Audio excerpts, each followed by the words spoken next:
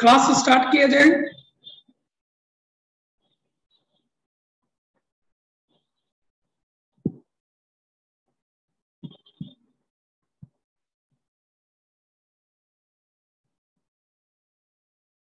Good afternoon. Good afternoon to all of you.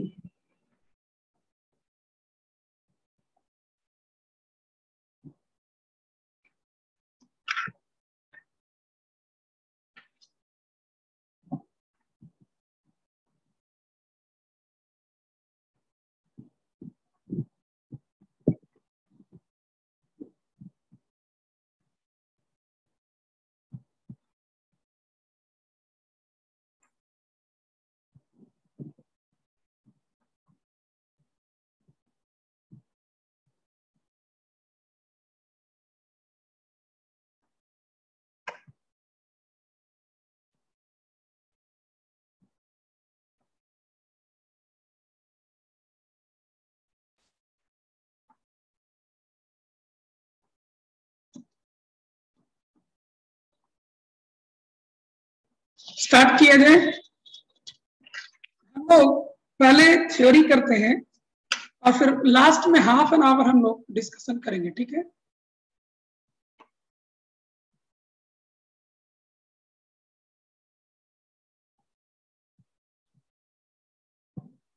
क्योंकि बहुत theory आगे चला गया है, डिस्कशन भी आपको करना होगा।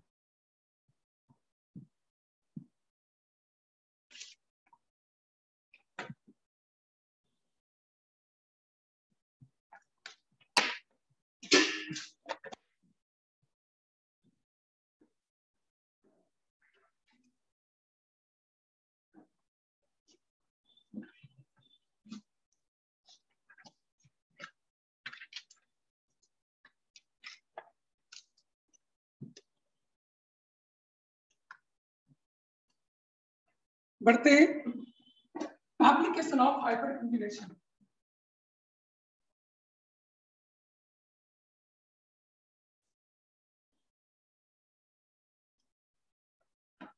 Application of hyper conjugation. सबसे पहला हाइपर कंजुगेशन का एप्लीकेशन होता है स्टेबिलिटी ऑफ अल्कीन। सबसे पहला क्या होता है? Stability of alkyne.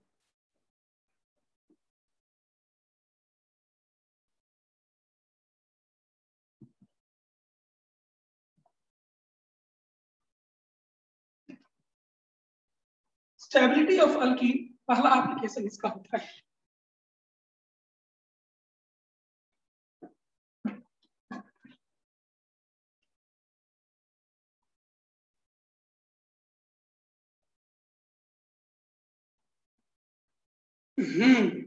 कोई कैमरा को एडजस्ट किया है इसलिए नहीं दिख रहा है।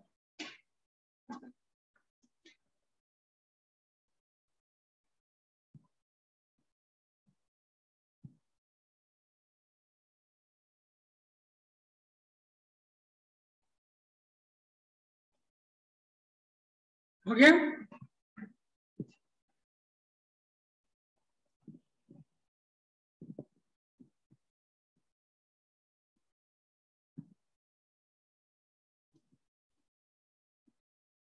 Stability of alkyne. तो हाइपर कंजुगेशन में क्या होता है? हाइपर कंजुगेशन में सिग्मा बॉन्डेड इलेक्ट्रॉन क्लॉड और पाई बॉन्डेड इलेक्ट्रॉन क्लॉड आपस में कंजुगेट करते हैं। हाइपर कंजुगेशन में क्या होता है? Sigma bonded electron Claude and pi bonded electron Claude आपस में कंजुगेट करता है, मतलब एक जगह से चलकर दूसरी जगह जाता है। ये स्प्रेडिंग ऑफ इलेक्ट्रॉन क्लाउड होता है। किसी भी मीन से अगर स्प्रेडिंग ऑफ इलेक्ट्रॉन क्लाउड होता हो, सिस्टम का स्टेबिलिटी क्या होता है? बढ़ता है। और इसीलिए अल्कीन का स्टेबिलिटी भी आपको बढ़ता है। हाइपर कंजुगेशन में कल तो पढ़ाए हैं बेटा, HC का मतलब हाइपर कंजुगेशन होता है, ठीक है? तो ऑर्डर इसका क्या हो जाएगा?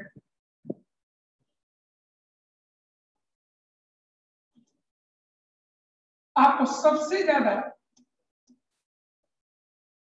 ये अल्कीन स्टेबल होता है, तब फिर आपको पहले नोट करिए, मैं एक्सप्लेन कर रहा हूं क्यों ऐसे होता है।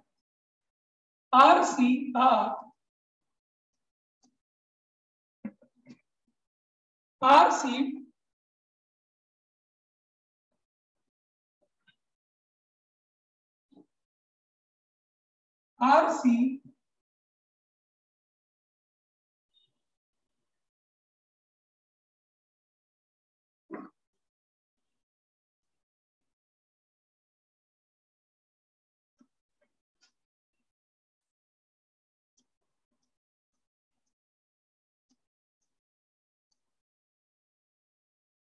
ये अल्कीन का ओवरऑल स्टेबिलिटी ऑर्डर होता है। ये अल्कीन का, ये आपको अल्कीन का ओवरऑल स्टेबिलिटी ऑर्डर होता है। ये आपको अल्कीन का ओवरऑल स्टेबिलिटी ऑर्डर होता है। इन जनरल इसका लिखा जाता है, इन जनरल more alkylated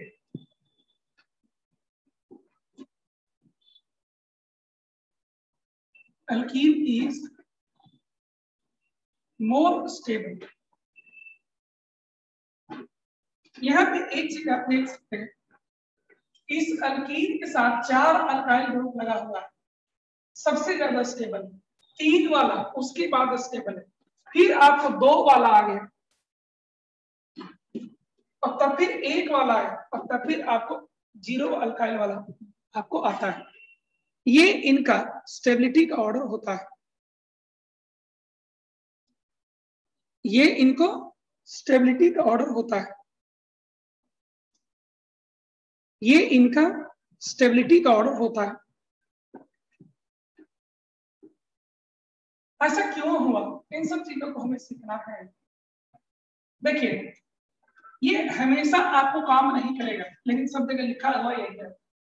आपको काम क्या करेगा, आपको यह देखिए मोर अल्काइलेटेड अल्कीन है, इसका मतलब है कि अगर ये सारे के सारे अल्काइल आपको होगा मिथाइल है, इफ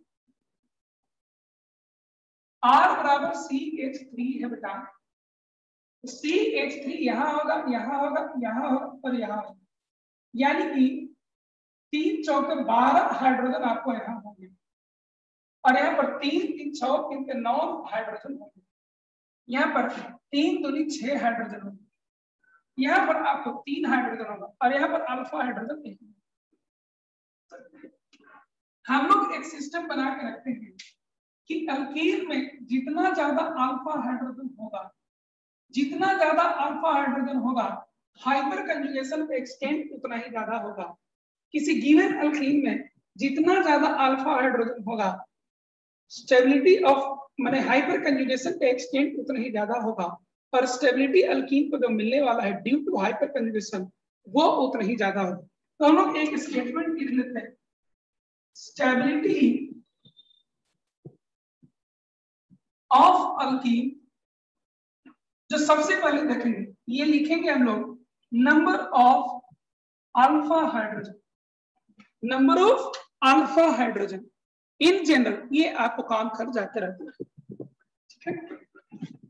जितना ज्यादा अल्फा हाइड्रोजन होगा, स्टेबिलिटी ऑफ अल्कीन उतना ही ज्यादा होगा, जितना ज्यादा अल्फा हाइड्रोजन होगा उतना ज्यादा हाइपर कंजुगेशन होगा, और हाइपर कंजुगेशन से जो स्टेबिलिटी मिलता है सिस्टम को वो आपको उतना ही ज्यादा होगा, और इसीलिए stability of alkene is directly proportional to number of alpha hydrogen. इसके बेसिस पर आपको इनका इनका इनका इनका डिसीजन हो जाएगा।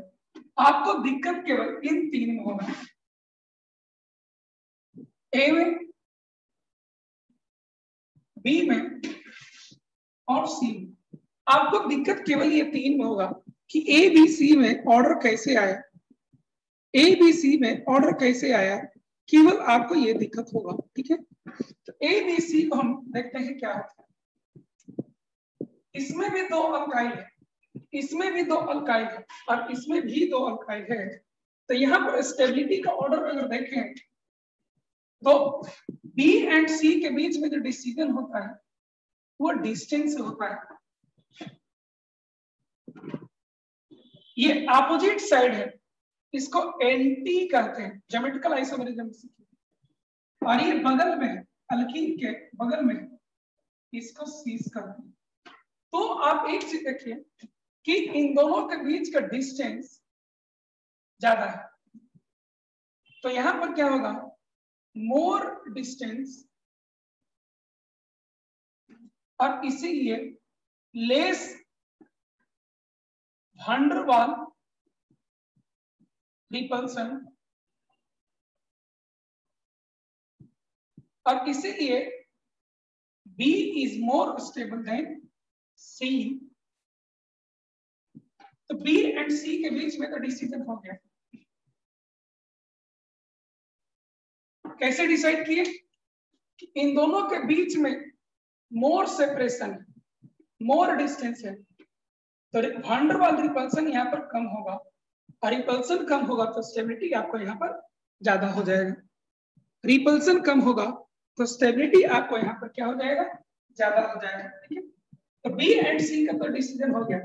अब ए के साथ बी एंड सी कैसे आता है, तो ए का बी के साथ जो ऑर्डर है, A is more stable than B as well as C, ये आपको एक्सपेरिमेंटल फाइंडिंग्स है, इसका लॉजिक आपको नहीं पूछा जाएगा, ठीक है। ये आपको क्या है, एक्सपेरिमेंटल फाइंडिंग्स है, या कहिए कुछ ऐसा रीजन है वो हमारे सिलेबस में नहीं है। तो अब आप सभी जगह डिसीजन ले सकते हो। ये लोग अल्फा हाइड्रोजन से डिसाइड हो जाएंगे यहाँ तक, ये लोग बराबर अल्फा हाइड्रोजन वाले, और ये उससे कम अल्फा हाइड्रोजन वाले। तो in general number of alpha hydrogen से डिसीजन हो जाता है। इन जनरल किससे डिसीजन हो जाता है? वीडियो क्लियर नहीं जा रहा है?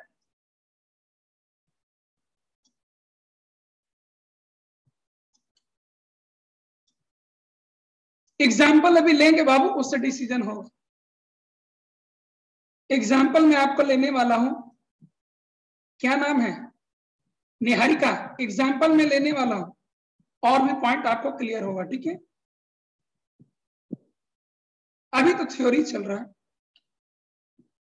तो पहला तो डिसीजन है कि ये सीस और एंटी, एंटी या ट्रांस भी इसी को कहा जाता है। इसको ट्रांस लिख लीजिए अभी, एंटी भी इसको कहते हैं ट्रांस। तो पढ़िएगा सीस और ट्रांस आगे। और ये आपका number of alpha hydrogen in तीनों में बराबर है, लेकिन इन दोनों का डिसीजन हो जाता है कि इन दोनों के बीच ये दोनों नजदीक है और ये दोनों दूर है। दूर होने से रिपल्सन कम होगा, स्टेबिलिटी ज्यादा है, और इसीलिए सीस से हमेशा ट्रांस ज्यादा स्टेबल होता है इन जनरल, ठीक है। अब इसमें क्या दिक्कत तो इसमें जो एक्सप्लेनेशन है वो असल में कंबसन एनर्जी से आया है, मतलब जला करके देखा जाता है कितना एनर्जी प्रोड्यूस हुआ, वो हमारे प्रीव्यू का नहीं है, इसलिए मैं उसको यहाँ पर नहीं ले रहा हूँ। चलिए नोट करिए, एग्जाम्पल देखते हैं।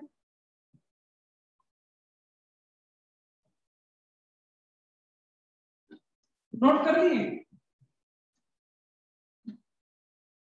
चलिए नोट हो गया।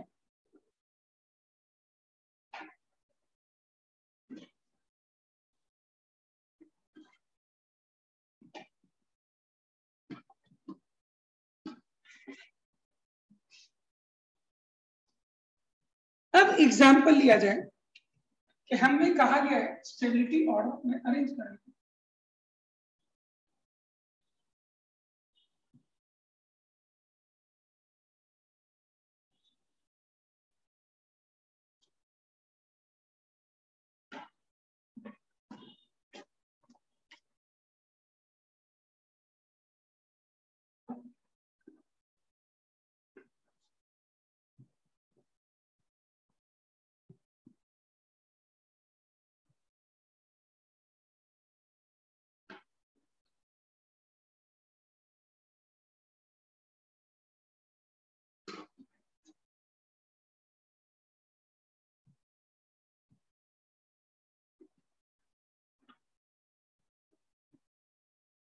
One, two, three.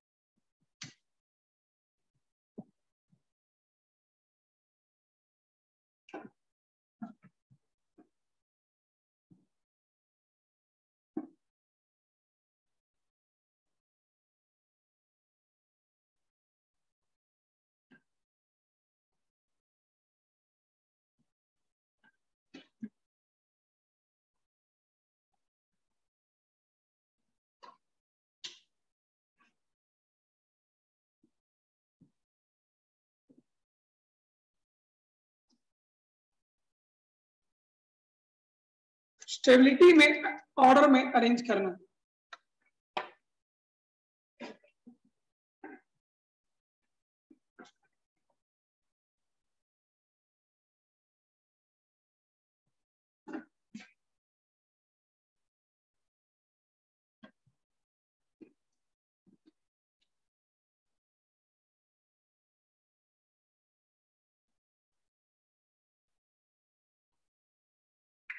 देखिए अल्फा हाइड्रोजन चुनिए, इसमें अल्फा हाइड्रोजन कितने हैं? इसमें अल्फा हाइड्रोजन कितने हैं? sp2 है, sp2 है, दो यहां पर है, दो यहां पर है, दो यहां पर है, दो यहां पर, 8 अल्फा हाइड्रोजन। इसमें कितने? sp2 sp2 ये दो यहां है, एक यहां है, दो यहां है, 5 अल्फा हाइड्रोजन। sp2 sp2 एक यहां है, दो यहां है, 3 अल्फा हाइड्रोजन। तो इसमें हम एक चीज सीखे कि अल्फा हाइड्रोजन जिसके पास ज्यादा होगा उसका स्टेबिलिटी उतने ही ज्यादा होगा। अल्फा हाइड्रोजन पहले केस में किसका होगा? 8 है, 5 है और तब फिर 3 है, यानी कि हम स्टेबिलिटी ऑर्डर फर्स्ट का होगा, तब फिर सेकेंड का होगा, तब फिर थर्ड का होगा। कोई कंफ्यूजन? कोई कंफ्यूजन?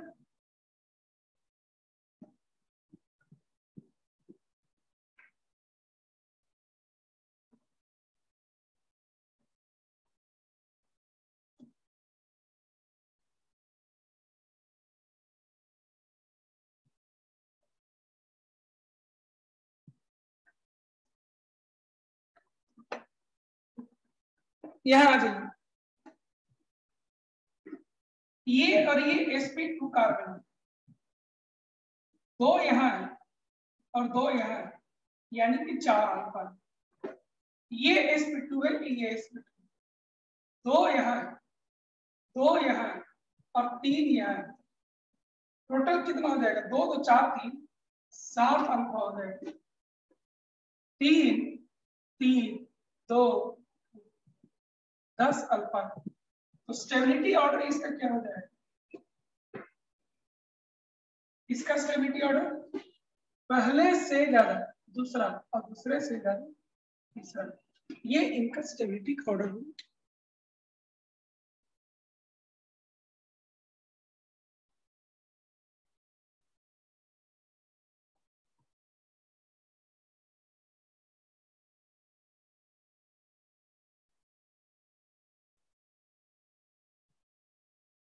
ठीक है, इस केस में देखिए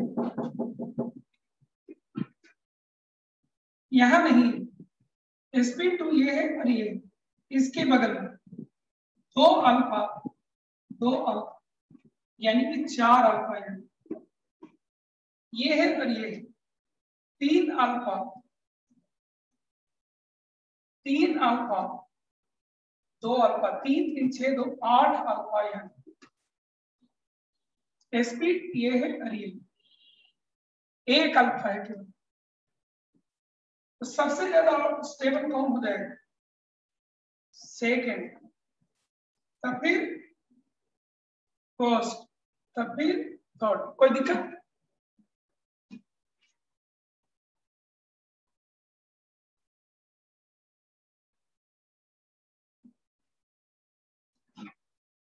इन दोनों में बताइए।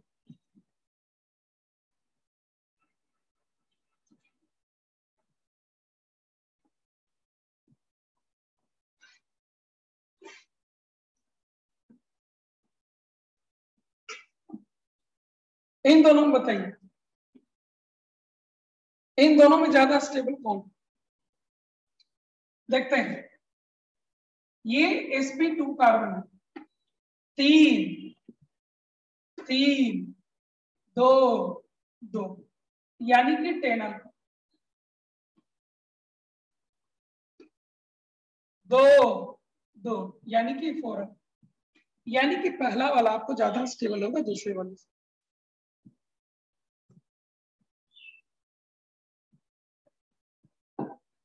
इस केस में देखिए 1 2 3 बताइए।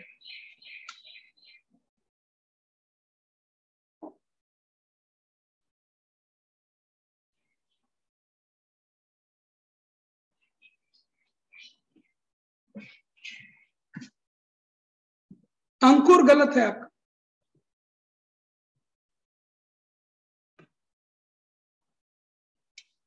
देखें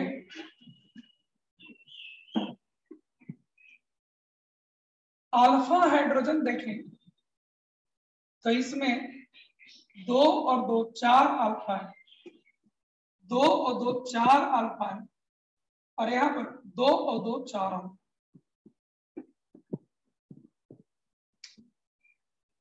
थोड़ी देर पहले कोई जवाब पूछे थे इस तरह का, निहारिका, यस निहारिका, देखो निहारिका। अब यह कुछ और बुद्धि लगाना होगा। पहला बुद्धि ये कि इस केस में रेजोनेंस है, बाकी इन दोनों केसेस में रेजोनेंस नहीं, तो इसलिए रेजोनेंस एक स्टेबलाइजिंग फेनोमेना है। Second is the most stable out of this three. ठीक है, सेकंड इन सब में सबसे ज्यादा स्टेबल।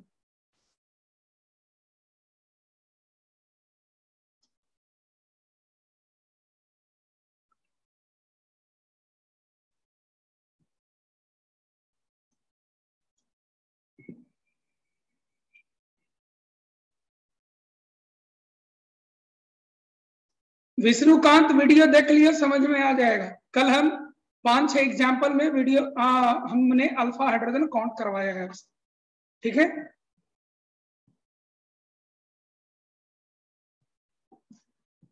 इस केस में क्या है आपको कि 4 अल्फा यहां भी है, 2 और 2 4 अल्फा यहां भी है, 2 और 2 4 अल्फा यहां भी, ठीक है। तो ये तो टाई हो गया। अब कुछ और फैक्टर्स को लगाने होंगे। आप देख सकते हैं कि इसमें रेजोनेंस है, इसमें नहीं और इसमें भी नहीं। रेजोनेंस वाला और स्टेबलाइजिंग फेनोमेना वहां in addition to hyperconjugation, और इसीलिए ये मोस्ट स्टेबल होगा। अब फर्स्ट एंड थर्ड में कंपैरिजन करें। यहाँ हाइपर कंजुगेशन केवल एक जगह और यहाँ हाइपर कंजुगेशन दोनों जगह। यहाँ स्टेबिलिटी दोनों की वजह से मिलेगा, यानी ज्यादा मिलेगा, इसीलिए तीसरा का बारी आएगा और तब फिर सबसे कम पहला का बारी आएगा। बड़े आगे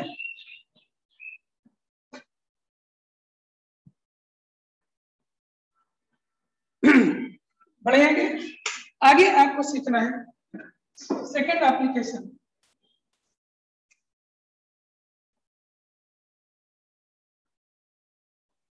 स्टेबिलिटी ऑफ कार्बोकटाइन। हम लोग जानते हैं कि कार्बोकटाइन के अंदर में भी हाइपर कंजुगेशन होता है, और अगर हाइपर कंजुगेशन है तो कार्बोकटाइन का स्टेबिलिटी बढ़ता है, ये हम कल सीख चुके हैं। तो जितना ज्यादा हाइपर कंजुगेशन होगा, या कहिए जितना ज्यादा अल्फा हाइड्रोजन होगा, कार्बोकटाइन के लिए हाइपर कंजुगेशन उतना ही ज्यादा होगा और स्टेबिलिटी उतने ही ज्यादा से मिलेगा, ठीक है।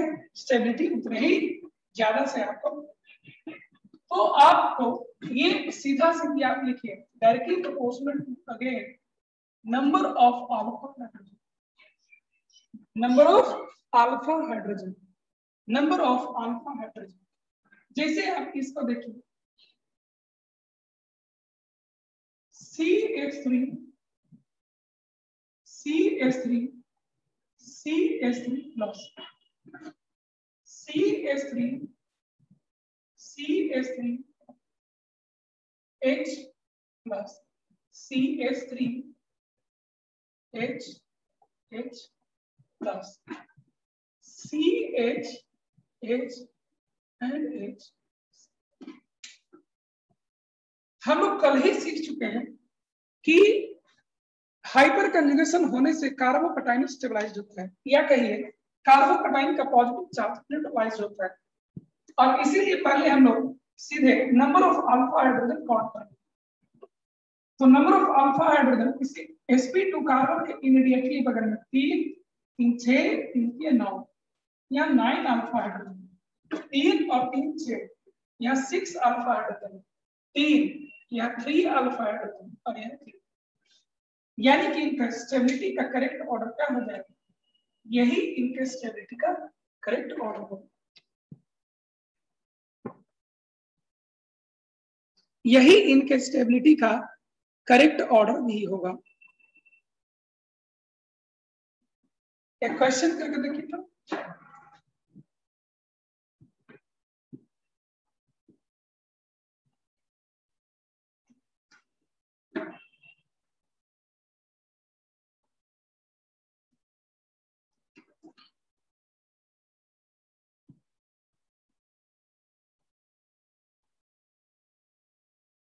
इन तीनों का स्टेबिलिटी का ऑर्डर क्या होगा?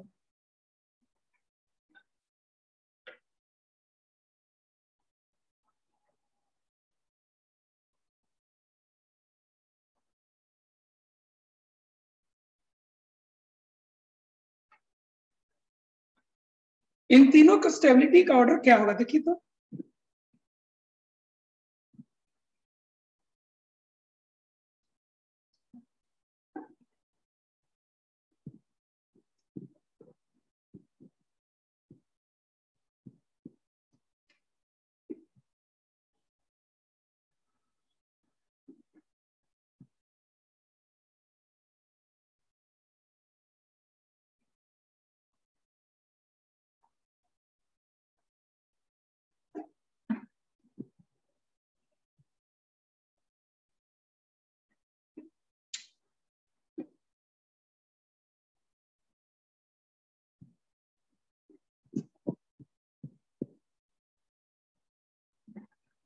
इसको भी देखिए कि इनके स्टेबिलिटी का ऑर्डर क्या होगा।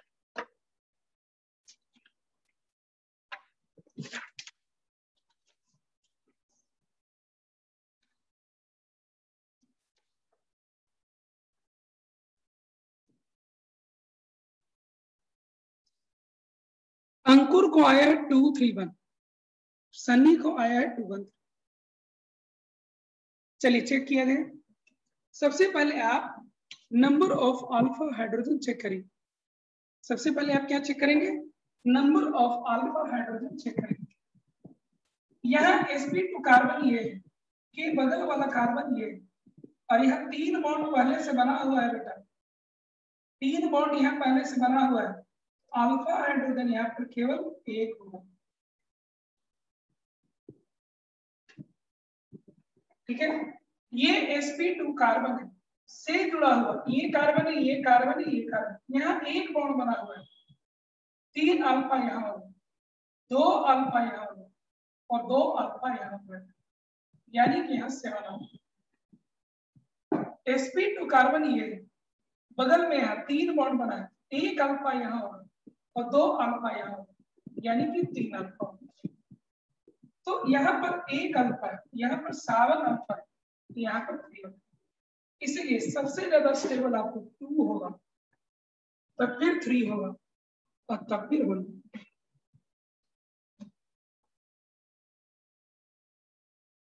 यानी देखा जाए तो गौतम कुमार का ठीक हुआ।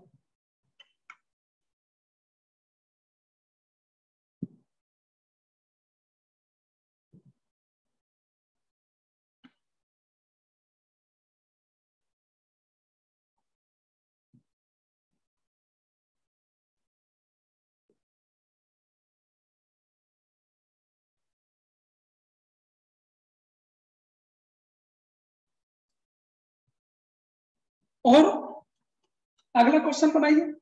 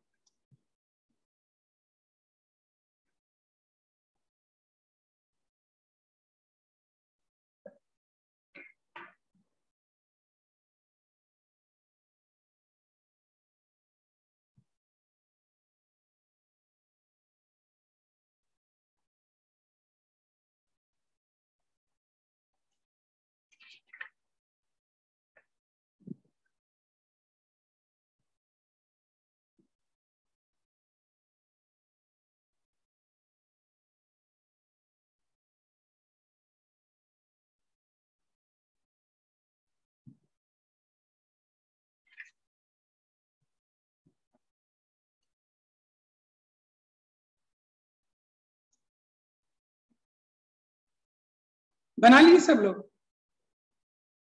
चलिए देखा जाए।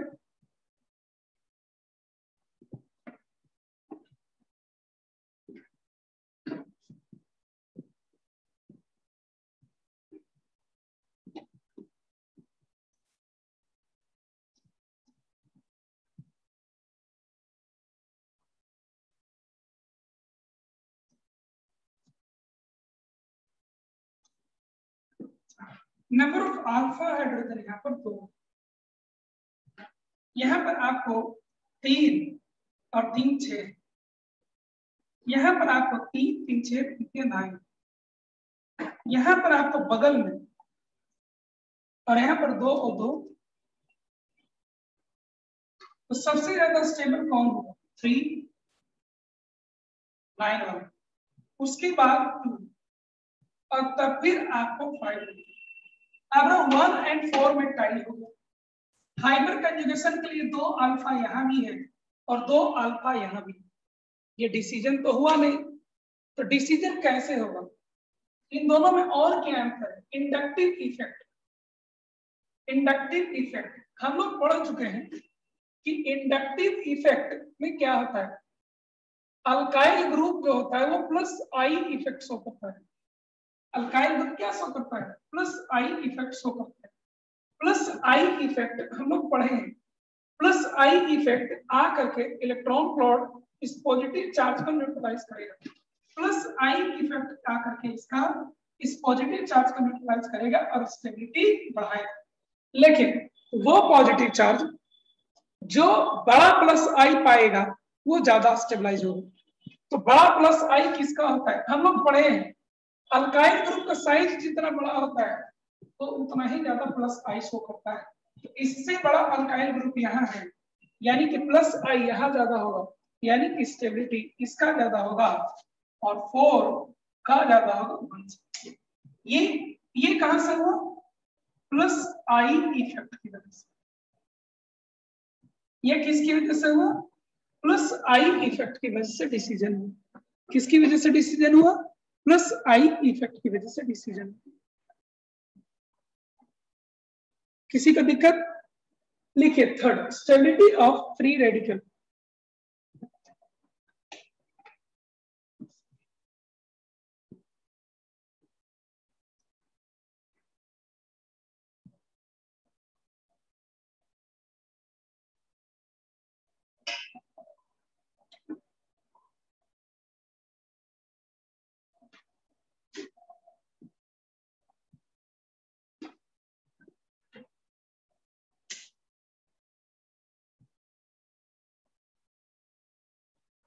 देखिए स्टेबिलिटी ऑफ फ्री रेडिकल में आपको थोड़ा सा फ्री रेडिकल के बारीकी को समझना होगा। किसी को भी एक को उठाइए, सबको आप समझ सकते हैं। जैसे इसी को देखिए आप, कार्बन के बाउंड्री में कितना इलेक्ट्रॉन? 2 2 4 2 6 और एक और unpaired electron 7 electrons 7 electrons 7 electrons 7 electrons, यानी कि free radicals are 1 electron short of its octet. Free radicals are 1 electron short of octet. और इसीलिए ये फ्री रेडिकल ऑक्टेट को पाना चाहता है। क्या होता है? ऑक्टेट को पाना चाहता है। यहां पर लिख लीजिएगा, it is short of 1 electron from its octet. Octet completion से एक इलेक्ट्रॉन इसमें कम होगा, and therefore the carbon of the free radical will have a tendency to accept electron through any means. Hyper conjugation के जरिए भी इस carbon को आपको इलेक्ट्रॉन क्लॉड ही मिलता है, और हाइपर कंजुगेशन जितना ज्यादा होगा इसका इलेक्ट्रॉन क्लॉड उतना ही ज्यादा मिलेगा। ये ऑक्टेट के उतना ही नजदीक जाएगा और स्टेबिलिटी आपको उतना ही ज्यादा हो जाएगा। इसीलिए इसमें लिखेंगे stability of free radical. Stability of free radical में भी हम लोग लिखेंगे proportional to number of alpha hydrogen।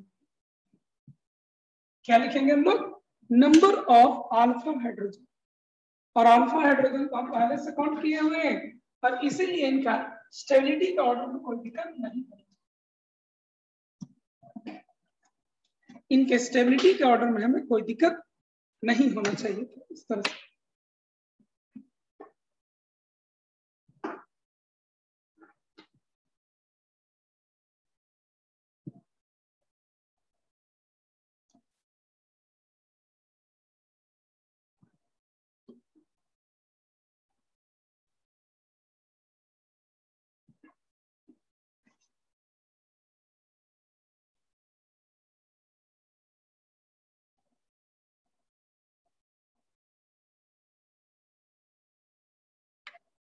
कोई confusion?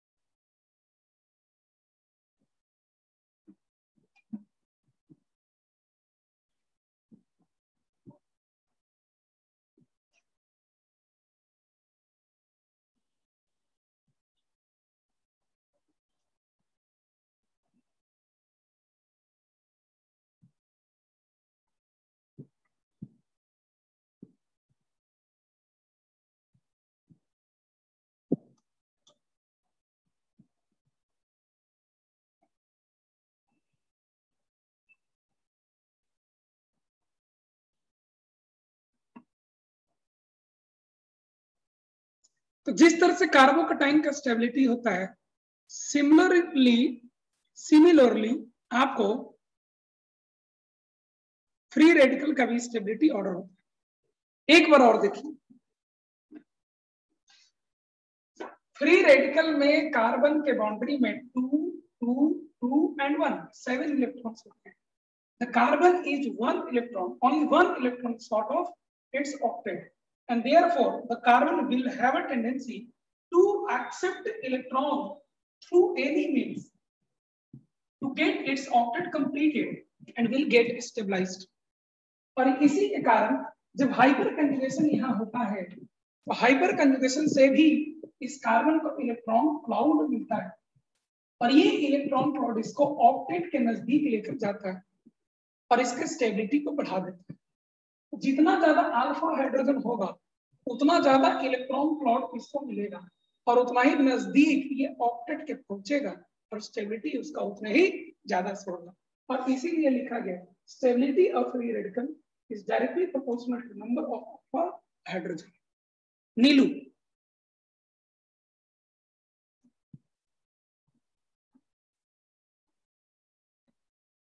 Neelu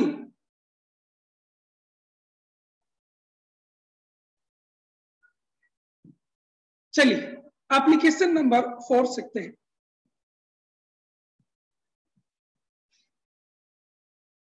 application number 4,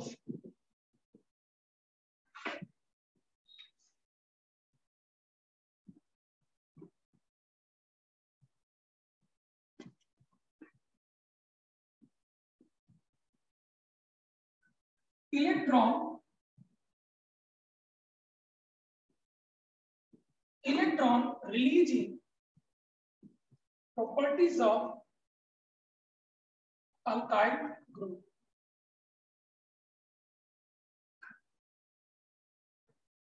electron releasing property of alkyl group हम लोग पढ़े हैं। Based on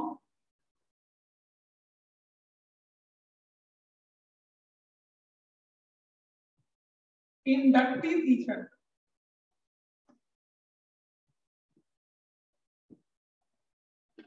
based on inductive effect हम लोग पढ़े हैं CH3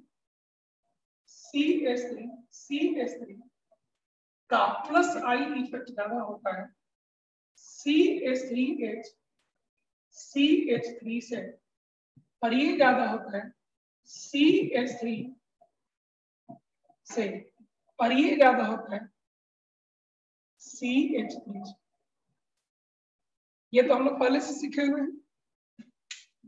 जितना बड़ा अल्काइल ग्रुप होता है उतना ज्यादा प्लस आई इफेक्ट शो करता है, इलेक्ट्रॉन रिलीज उतना ही ज्यादा देता है, प्लस आई इफेक्ट के जरिए इलेक्ट्रॉन डेंसिटी उतना ही ज्यादा बढ़ाता है, सप्लाई करता है, देता है, और इसीलिए इनका ये ऑर्डर होगा। किस बेसिस पर? Based on inductive effect.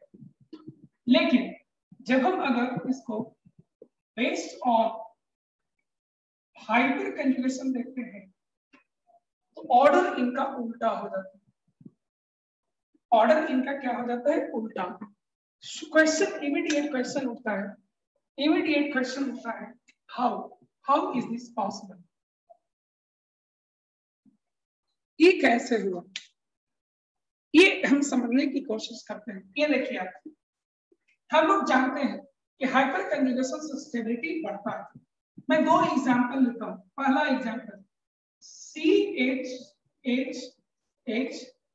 CH double bond CH, और एक दूसरा example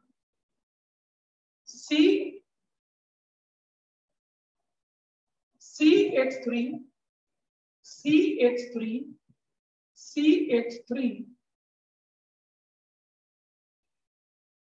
CH double bond CH।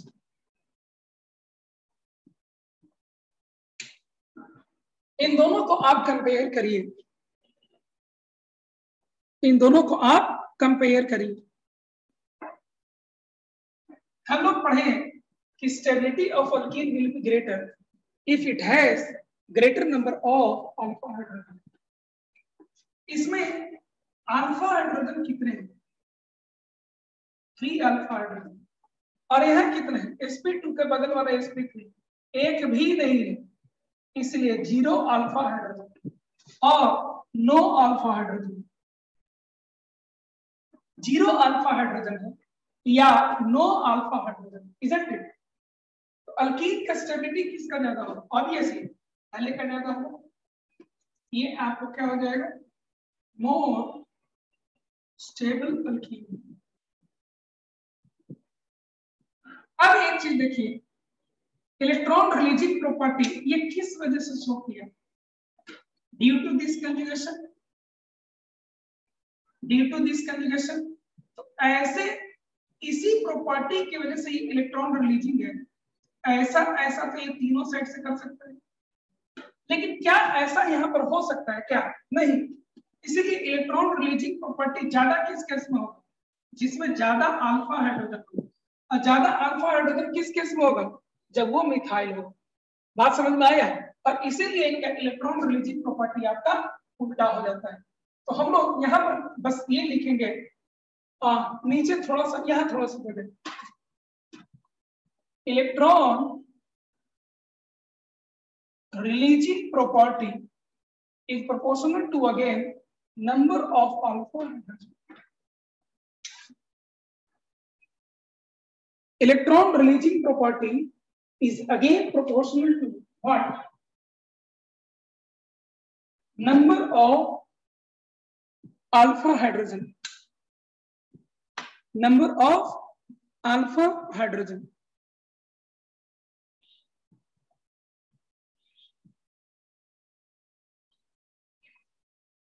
Note करिए, एक बार और समझाते हैं।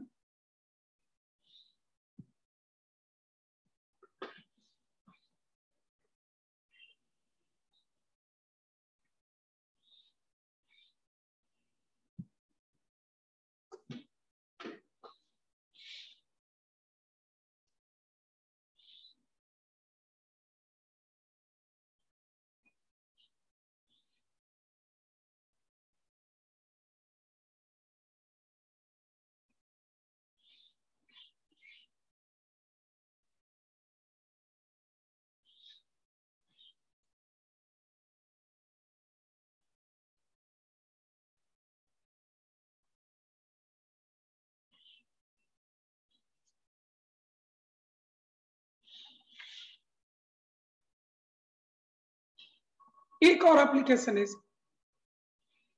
नोट कर लीजिए।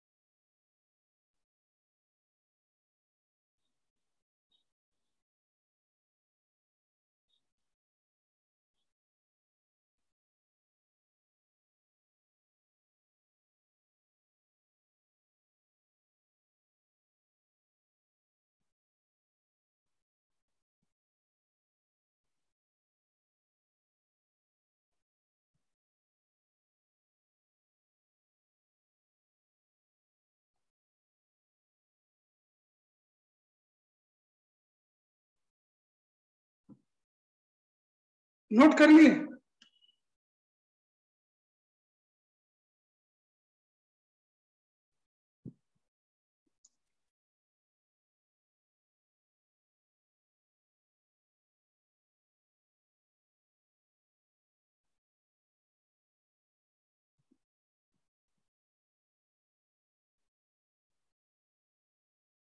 Nikhil Raj, number of alpha hydrogen second में ज्यादा नहीं सर, गलत।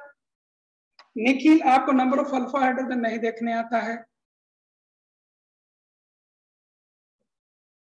देखो, ये sp2 कार्बन है, ये sp2 कार्बन है, इसके बगल का sp3 कार्बन ये, इससे जुड़ा हुआ हाइड्रोजन कितना है? 0। यहां आ जाइए, ये sp2 है, sp2 है, इसके बगल वाला कार्बन कौन है? ये है। इससे जुड़ा हुआ हाइड्रोजन कितना है? 3 है, 3 अल्फा। निखिल राज, मैं आपका क्वेश्चन का जवाब दे दिया हूं।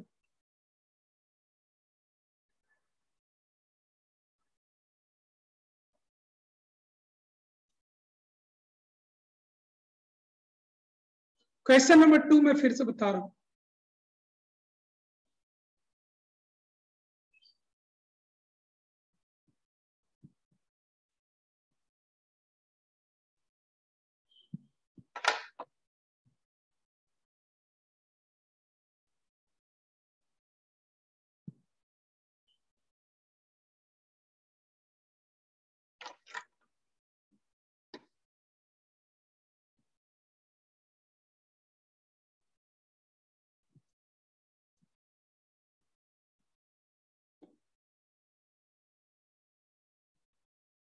चलिए एक तरफ देखा जाए। Based on inductive effect, inductive effect में क्या पढ़े हम कि जितना बड़ा अल्काइल ग्रुप होता है उतना ही ज्यादा उसका इलेक्ट्रॉन रिलीजिंग प्रॉपर्टी होता है, उतना ही ज्यादा वो सिस्टम को इलेक्ट्रॉन प्लॉट देता है। और इसीलिए बड़ा ये है, इसलिए प्लस आई इसका सबसे ज्यादा होगा, फिर इसका होगा, फिर इसका होगा, और सबसे कम आपको इसका होगा। कोई कंफ्यूजन यहाँ पर नहीं था? अब आ जाइए इस केस में। लेकिन हाइपर कंजुगेशन में देखा जाए तो उसका ऑर्डर उल्टा होता है। जितना ज्यादा हाइड्रोजन होगा, मतलब जितना छोटा ग्रुप होगा इस कार्बन से जुड़ा हुआ, जितना हाइड्रोजन होगा, ये देखिए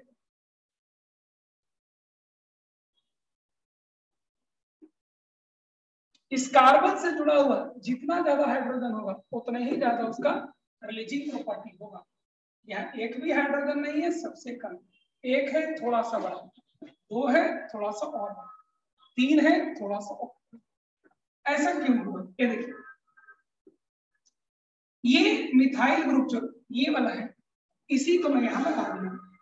ये यहां से भी इलेक्ट्रॉन प्लॉट दिया, इस हाइड्रोजन से भी दिया, इस हाइड्रोजन से भी दिया। 3 अल्फा हाइड्रोजन की वजह से ये अपना इलेक्ट्रॉन प्लॉट रिलीज किया है।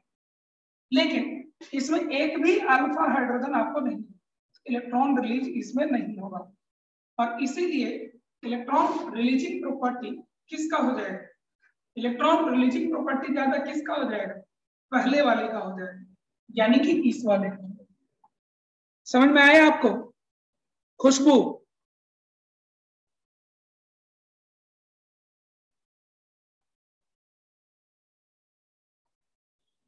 खुशबू,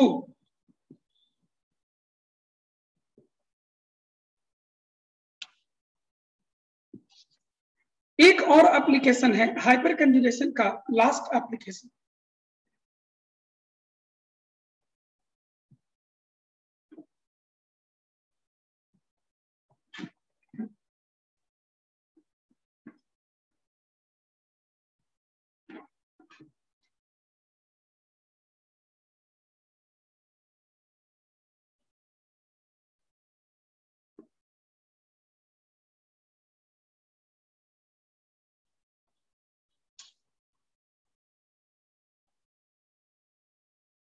बॉन्ड लेंथ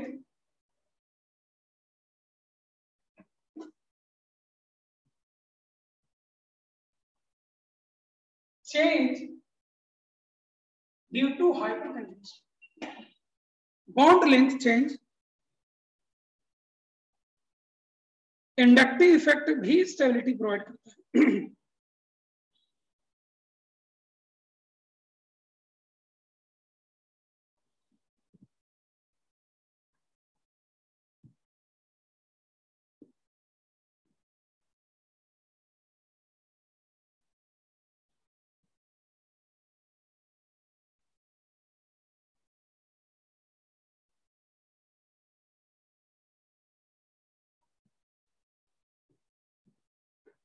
जैसे कि मैं एग्जांपल लेता हूं, CH3 CH3 CH3 CH double bond CH2 और एक है CH3 CH2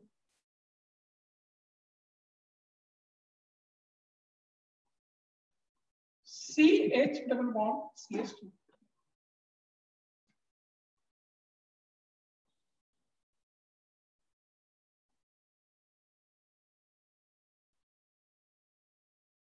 ठीक है, ये बॉन्ड लेंथ आपको 1.34 एंगस्ट्रॉम पाया गया या 134 पिकोमीटर पाया गया और ये आपको 1.37 एंगस्ट्रॉम या 137 पिकोमीटर पाया गया। ऐसा क्यों हुआ? नॉर्मल अल्कीन यहाँ भी है, नॉर्मल अल्कीन यहाँ भी है। कल मैं एक केस लिया था कि हाइपर कंजुगेशन का शुरुआत साइंटिस्ट लोग कहाँ से किया है। हाइपर कंजुगेशन का शुरुआत वो लोग यहीं पर से किए हैं। ठीक है, बॉन्ड लेंथ डिफरेंट पाया गया। ठीक है, देखिए यहां पर नो अल्फा हाइड्रोजन, इस केस में इस कार्बन से जुड़ा हुआ एक भी हाइड्रोजन नहीं, नो अल्फा हाइड्रोजन, यानी कि नो हाइपर कंजुगेशन। जब हाइपर कंजुगेशन नहीं होगा इलेक्ट्रॉन क्लॉड आगे की ओर नहीं जाएगा, यानी ये इलेक्ट्रॉन क्लॉड पूरी तरीके से इन दोनों के न्यूक्लियस के बीच में कन्फाइंड होगा। और ideally carbon double bond, carbon का बॉन्ड है 134 पिकोमीटर होना चाहिए और यहाँ है। लेकिन इस केस में आप देखिए, इस केस में आप देखिए कार्बन कार्बन डबल बॉन्ड होना चाहिए तो 134 picometre and really it is 137 picometer, which is slightly greater than its theoretical value। ऐसा क्यों होता है? ऐसा इसलिए होता है कि इलेक्ट्रॉन क्लाउड यहाँ जाने से हाइपर कंजुगेशन जब शो करता है, हाइपर कंजुगेशन जब ये शो करता है तो यहाँ पर आपको इलेक्ट्रॉन क्लाउड जाता है और यहाँ से निकलता है। इलेक्ट्रॉन क्लाउड जब यहाँ से जाता है तो बॉन्ड थोड़ा लंबा हो जाता है और ये हम लोग कल पढ़ चुके हैं कि बॉन्ड ऑर्डर कहीं पर भी कम होगा तो बॉन्ड लेंथ आपका, बॉन्ड ऑर्डर घटेगा तो बॉन्ड लेंथ आपका बढ़ता है। ये ध्यान रखिएगा। हाइपर कंजुगेशन के कारण इलेक्ट्रॉन क्लाउड यहाँ आता है और ये यहाँ से चला जाता है। तो इलेक्ट्रॉन क्लाउड जब यहाँ कम होता है तो बॉन्ड ऑर्डर आपको कम होता है और बॉन्ड लेंथ आपको बढ़ जाता है और इसीलिए थोड़ा सा आपको इंक्रीमेंट पाया जाता है। नोट कर लिया जाए इसका।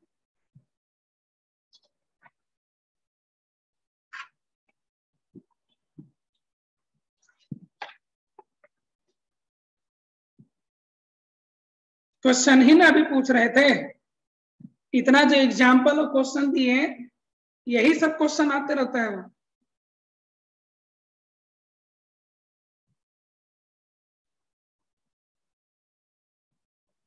हाइपर कंजुगेशन हमारा खत्म हुआ। अब हम लोग आगे बढ़ते हैं एसिडिक स्ट्रेंथ की तरफ, जहां से क्वेश्चन बहुत आता है।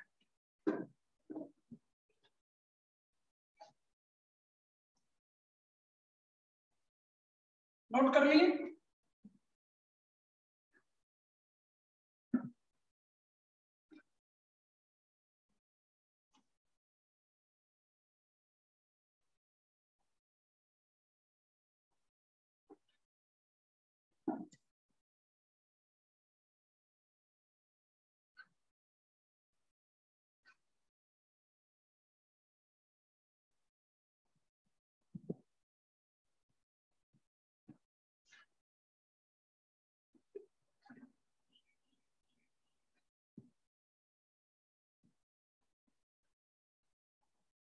नोट कर लिए?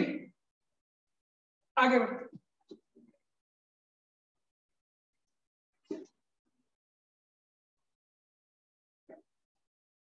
Our next topic is acidic strength.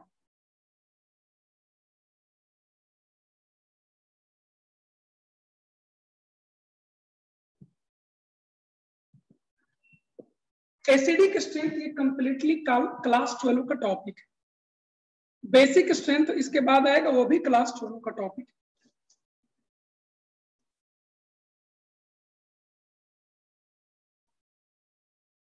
बढ़े आगे।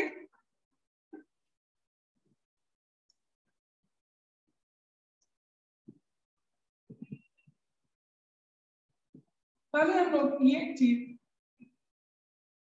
पीरियोडिक टेबल में सीखेंगे, क्योंकि उसका कॉन्सेप्ट को यहां भी यूज किया जाता है। पीरियोडिक टेबल में पहले हम लोग लेते हैं along the period.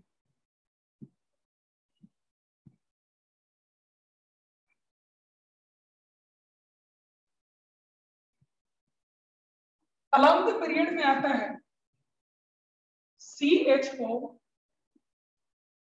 NH3 water and HF। ये एक H प्लस देकर CH3 माइनस बनाता है, ये NH2 माइनस बनाता है, ये आपको OH माइनस बनाता है और ये आपको F माइनस बनाता है। ये अगर एसिड है, आप लोग पढ़े हैं कि ये अगर एसिड है तो ये उसका कंजुगेट बेस है, याद है, और अनायन, ठीक है। और हम लोग पढ़े हैं acidic strength is directly proportional to stability of conjugate anion। पढ़ेंगे कि नहीं पढ़ेंगे? ये सब हम लोग पीरियोडिक टेबल में ही पढ़ चुके थे।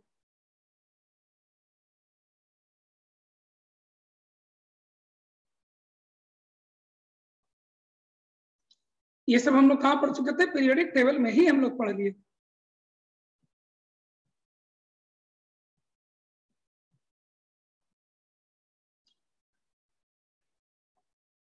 थोड़ा सा इसका कॉन्सेप्ट यहाँ यूज होता है। देखो ये ऐसे क्यों हुआ, इसको आप खुद भी समझ सकते हैं।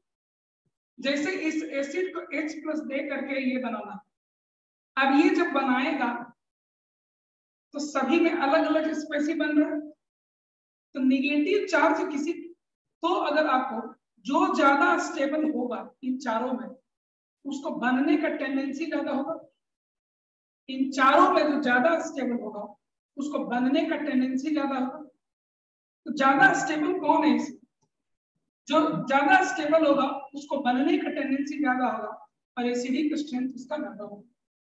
फिर से एक बार देखिए, ये H प्लस फर्निश करता है तो आपको कंजुगेट अनायन दिखता है। कंजुगेट अनायन जितना ज्यादा स्टेबल होगा इसको H प्लस देकर यहाँ आने की टेंडेंसी उतना ही ज्यादा होगा, ठीक है। और जब ये ज्यादा स्टेबल होगा तो H प्लस देकर इसको यहाँ आने की टेंडेंसी ज्यादा होगी और इसका एसिडिक स्ट्रेंथ हम कहते हैं कि ज्यादा होगा। तो एक चीज देखिए, इन सभी में एक एक निगेटिव चार्ज है और अलोंग द पीरियड का केस है। अलोंग द पीरियड के केस में हम लोग स्टेबिलिटी कैसे देखते हैं? अलोंग द पीरियड के केस में हम लोग स्टेबिलिटी कैसे देखते हैं? तो अलोंग द पीरियड में हम लोग देखते हैं इसको इलेक्ट्रोनेगेटिविटी से। किससे देखते हैं? इलेक्ट्रोनेगेटिविटी से। जितना ज्यादा इलेक्ट्रोनेगेटिविटी होगा, negative charge on more electronegative atom is more stable, negative charge on more electronegative atom is more stable, और इसीलिए आपको स्टेबिलिटी ज्यादा हो जाएगा और एसिडिक स्ट्रेंथ भी ज्यादा होगा। तो इलेक्ट्रोनेगेटिविटी का ऑर्डर किसका ज्यादा है?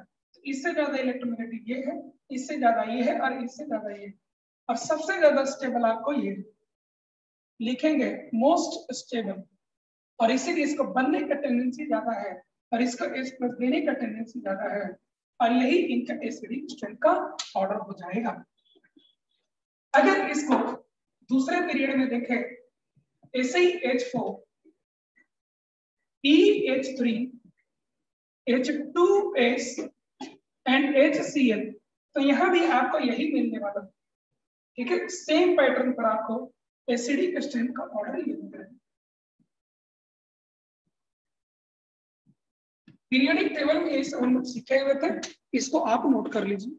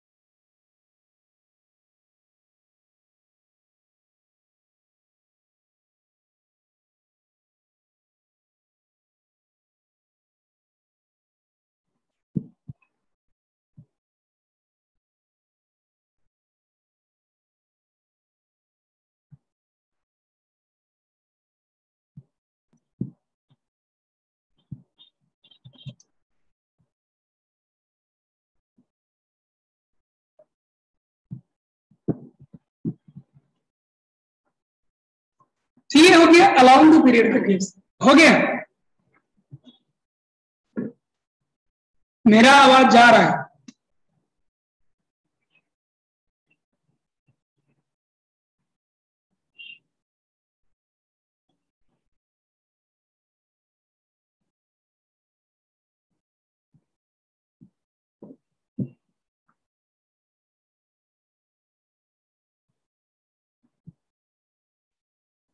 नोट कर लिए?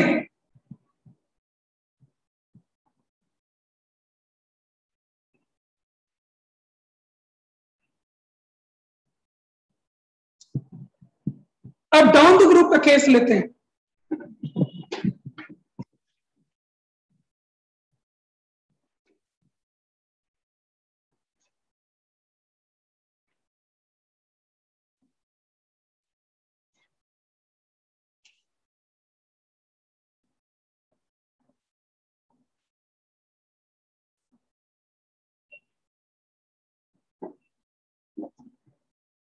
जब डाउन ग्रुप में आता है तो इसमें HF, HCl, HBr and HI,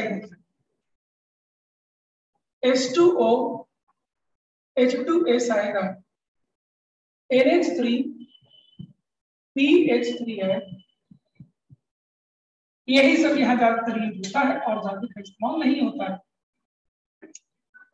तो ये लोग जब टूटते हैं F minus, Cl minus, Er minus and I minus, यहां भी हम लोग लिखेंगे stability, sorry, acidic strength is directly proportional to stability of conjugate anion and that is proportional to size। हम लोग पढ़े हुए पीरियोडिक टेबल में कि डाउन ग्रुप जाने पर साइज बढ़ने से एसिडिक स्ट्रेंथ आपको बढ़ता है, साइज बढ़ने से एसिडिक स्ट्रेंथ क्या होता है, आपको बढ़ता है। ठीक है, और इसीलिए एसिडिक स्ट्रेंथ ऑर्डर हो जाएगा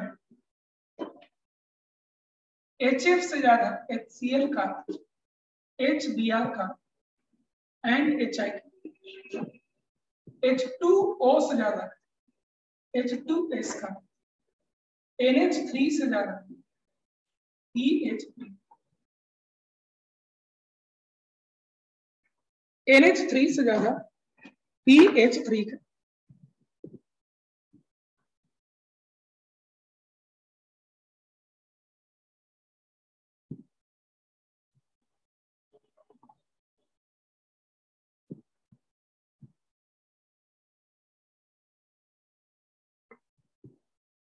मैं समझता हूं ये सब आपको समझ में आ गया होगा।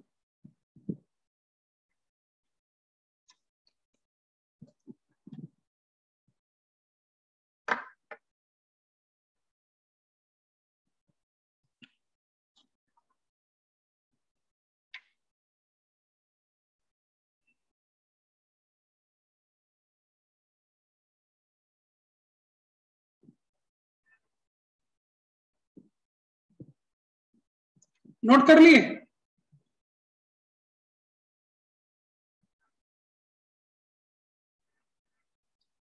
अब हम लोग को ऑर्गेनिक केमिस्ट्री में उतरना है। ठीक है, ऑर्गेनिक केमिस्ट्री में उतरने के लिए पहले हम लोग को टाइम हो गया है डिस्कशन। नेक्स्ट डे इसको लेंगे हम लोग। अब डिस्कशन को हम लोग हाथ लगाते हैं। चलिए डिस्कशन के लिए निकालिए सब लोग।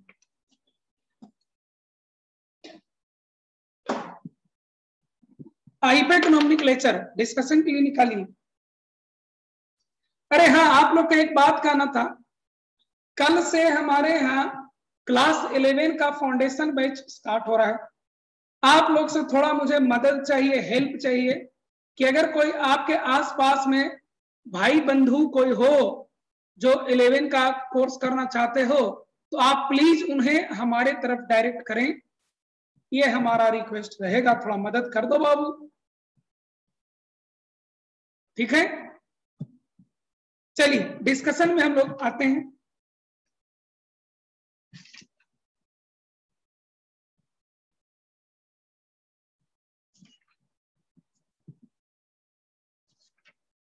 चलिए निकालिए सब लोग। प्रॉब्लम बनाने होंगे। देखिए लोग भागना शुरू किए, प्रॉब्लम लोग नहीं बनाना पसंद करते।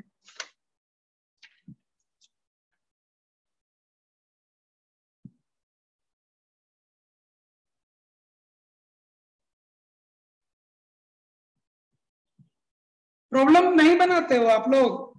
प्रॉब्लम नहीं बनाइएगा तो कैसे आप लोग क्वेश्चन बना पाइएगा। कल भी मैं आपको बता रहा था, सारे सब्जेक्ट में, सभी सब्जेक्ट्स में जब मैं पढ़ाते रहता हूं तो सबको सब कुछ समझ में आ जाता है।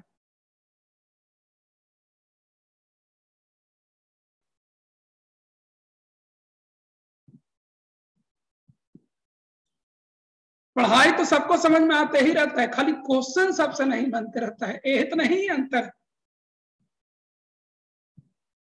क्वेश्चन बनाओ बाबू, नहीं बनाइएगा नहीं अच्छा कर पाइएगा। चलिए निकाला जाए 67 तक। जैसा एक बता रहे हैं, एडमिशन ऑफिस में भी हो रहा है, ऑनलाइन भी हो रहा है, दोनों तरह से हो रहा है। ठीक है, ऑफिस खुला हुआ है एडमिशन के लिए, ऑनलाइन भी एडमिशन ले सकते हैं।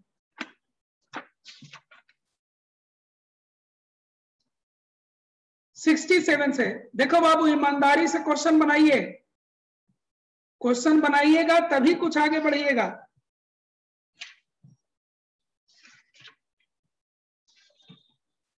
सिक्सटी 67 से स्टार्ट करना है। यस, 67 का नाम लिखना है। मैं तो सोच रहा हूं, पता नहीं आपका राय विचार क्या है, मैं यहीं पर ले लेता हूं। जैसे यहाँ सेक्शन 2 एंड सेक्शन 3 ये सब बहुत क्वेश्चन है, और रेजनेंस वगैरह भी है। क्या मैं आपको ये अभी इधर डिस्कस कर देता हूं, और संडे को व्हाट्सएप पर मैं एक 30 मिनट का एक क्वेश्चन दे दूंगा, और क्वेश्चन का नाम लिख करके आप हमको भेज दीजिएगा क्वेश्चन का, है एक छोटा सा क्विज हो जाएगा कि आईपीओ इकोनॉमिक लेक्चर आपने क्या सीखा है। मुझे लगता है अब आप लोग की मर्जी। ठीक है, तो जल्दी जल्दी इसको डिस्कस कर लिया जाए।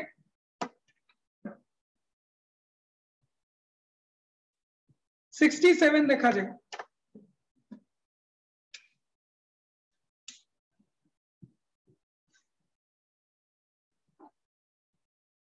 ये एसिडिक स्ट्रेंथ टॉपिक कंप्लीटली 12 का है, बेसिक स्ट्रेंथ टॉपिक कंप्लीटली 12 का है। चलिए 67 किसी ने पूछा है, 67 बताना है कि हो गया है? मेरे लगता है हो गया। आईपेक का सेक्शन 2 भी डिस्कशन होगा, सब डिस्कशन मैं करूंगा, लेकिन सिलेबस का 67 बन गया। 68, 69 कौन पूछना है बेटा? नंबर लिखिए, नंबर आर्या नंबर लिखो। ओ 67 का आंसर। अरे ये लोग आईपेक नॉमेनक्लेचर पर ध्यान नहीं दिए बढ़िया से, बहुत गलती है। बाकी चैप्टर्स में इतना गलती नहीं है, लेकिन इसमें लग रहा है।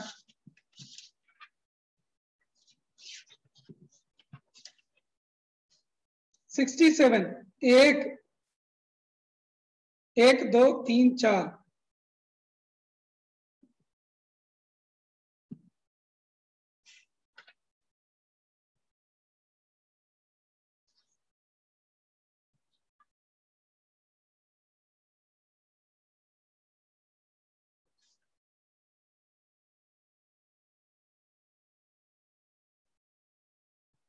हाँ नाम गलत लिखा हुआ है, ठीक है।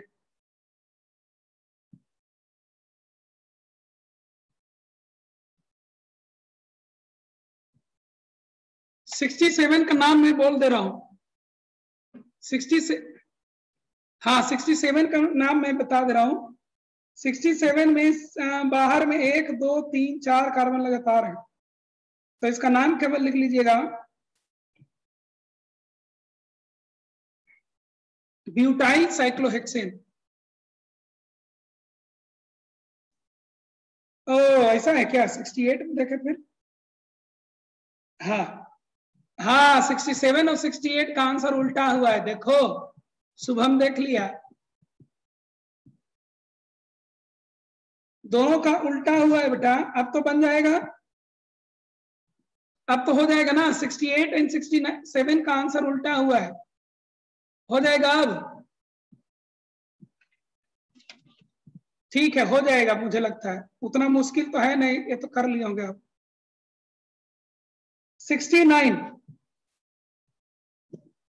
69 70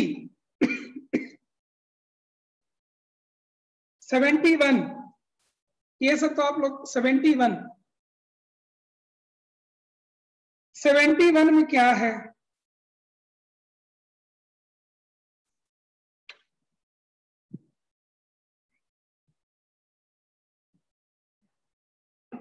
देखो अगर कहीं पर ऐसे लिखा रहे, क्या लिखते हैं उसको, सोडियम एसीटेट, आईपीक कहता है कि कटायन का नाम पहले लिखिए followed by the name of अनायन। तो हम लोग को इसी तरह से करना होगा। 71 63 CS3 CS2 CH CS3 CS2 and COOK।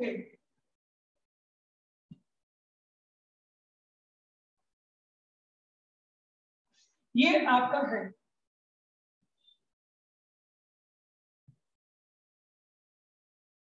ठीक है।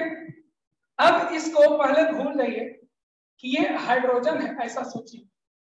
तो 1 2 3 4 5, 3 पर मिथाइल है, 3 methyl pentanoic acid.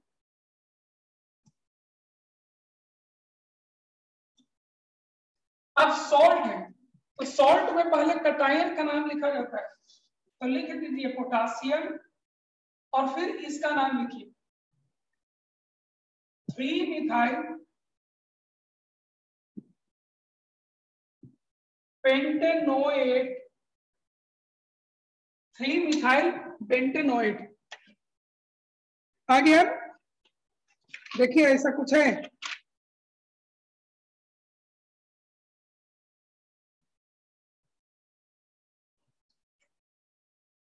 Seventy two ये तो कर लिए होगे, 73 74 73 पहले पूछा गया। यस, ये कोई हमसे व्हाट्सएप पर किसी दिन पूछ चुके थे। CS3 PH, आईपी का एक रूल है बेटा, अगर आपको ऐसे भी कहीं दे दिया जाए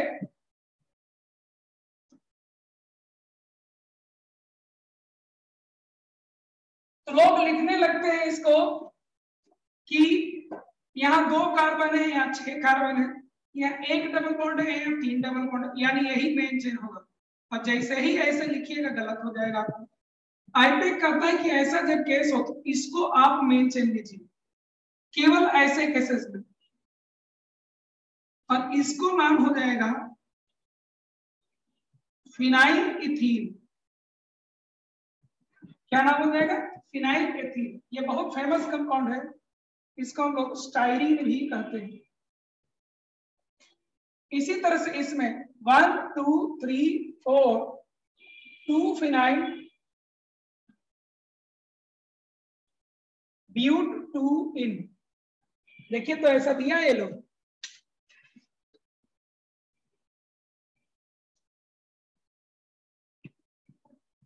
seventy 73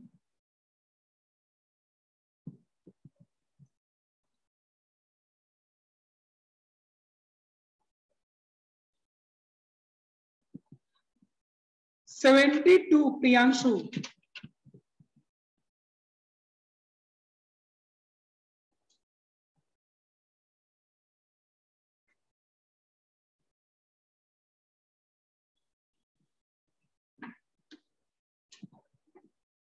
72 Priyanshu, CH3 CH3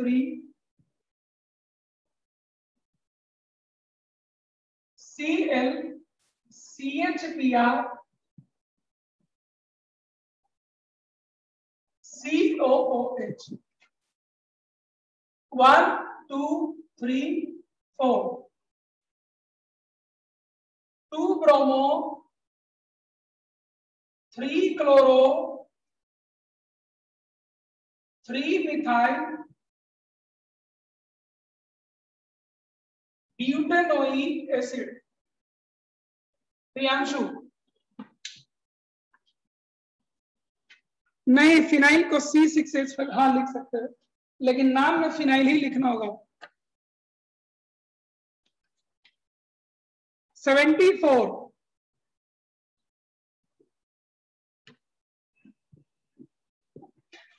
74 Arya पूछी है,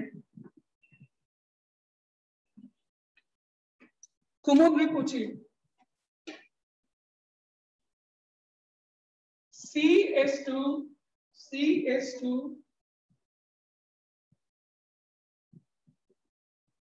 CH CH3 CH2 CH CH3 CH2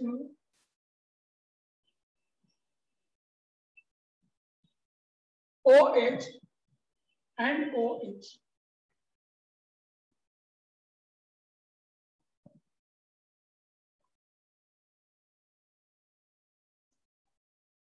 आप यहां पर देख सकते हैं कि मेन चेन तो फंक्शनल ग्रुप वाला ही होता है, और लोवेस्ट लोकेंट रूल के कारण नंबरिंग आपको राइट साइड से करना होगा। 1 2 3 4 5 6 लिखेंगे। 2,4 डाई मिथाइल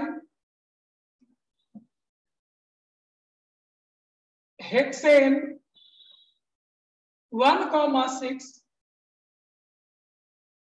डाईओन।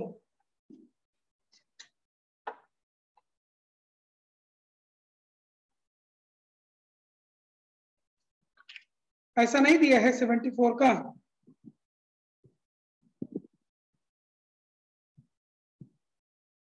ठीक तो है। अरे कितना बार सिखाए कि हम लोग का जो नया आईपैक रिवीजन वाला है उसमें फंक्शनल ग्रुप का पहले 167 लिखा जाता है, और पुराना जमाने वाले में यहाँ पर लिखने का रिवाज शुरू में ही तो बता दिए थे।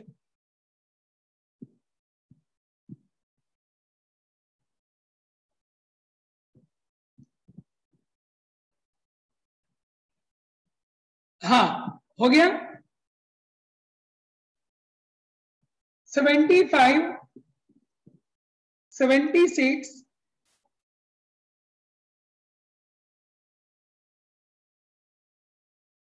76 और 77 का आंसर रिप्लेस है क्या, देखिए तो।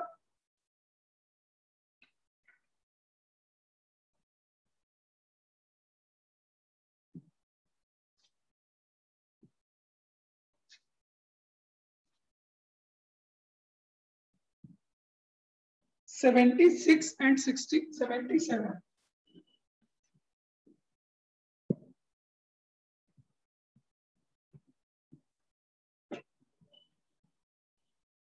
76 देखिए।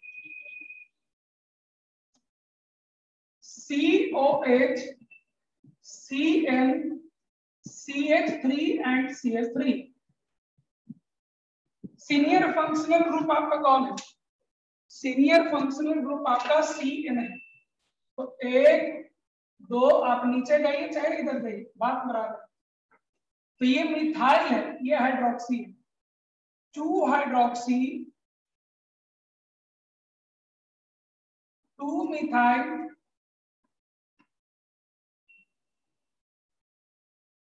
प्रोपेन नाइट्रोइन। ऐसा नहीं दिया है, देखिए तो 77 का कौन है? सॉरी मैं 77 लिख दिया, ठीक है। मैं 76 अब बता रहा हूँ, 77 ये 77 का ये नहीं दिया है, देखिए तो 2 हाइड्रोक्सी 2 मिथाइल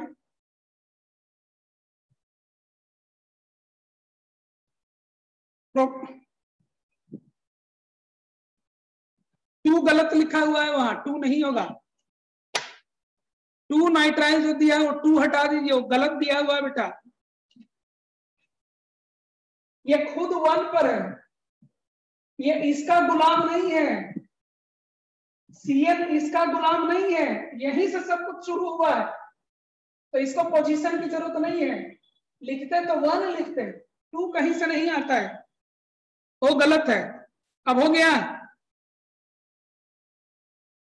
हाँ हाँ पोजीशन गलत लिखा हुआ है, 1 हम दे भी सकते थे, 2 तो सरासर गलत है, समझ गए। हाँ हाँ हाँ, बढ़ते हैं आगे। 76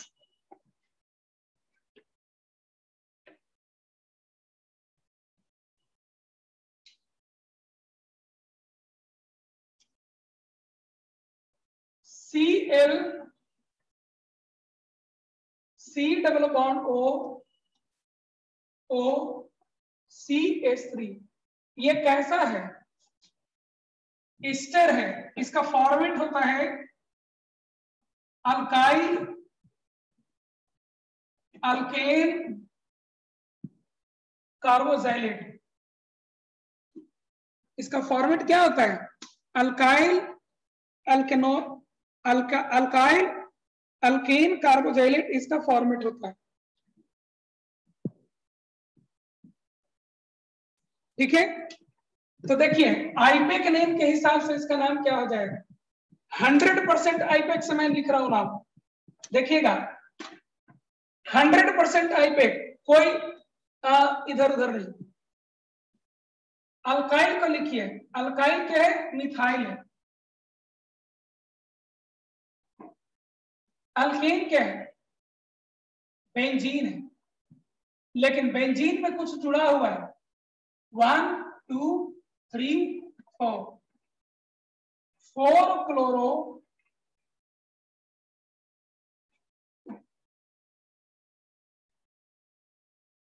बेंजीन -1 कार्बोजाइलेट। ये आपका 100% अकॉर्डिंग टू आईपेक नॉमेनक्लेचर है, और जो ये लोग लिखे हैं वो भी करेक्ट है, लेकिन थोड़ा सा आईपेक से नीचे उतर करके चले गए होंगे। ऑर्थो मेटा पारा आईपेक नॉमेनक्लेचर में एक्सेप्ट नहीं किया गया है, आईपेक नॉमेनक्लेचर में 1 2 3 4 पोजीशन एक्सेप्ट किया गया है। मैं पढ़ूं 77 78 79 80 81 80 80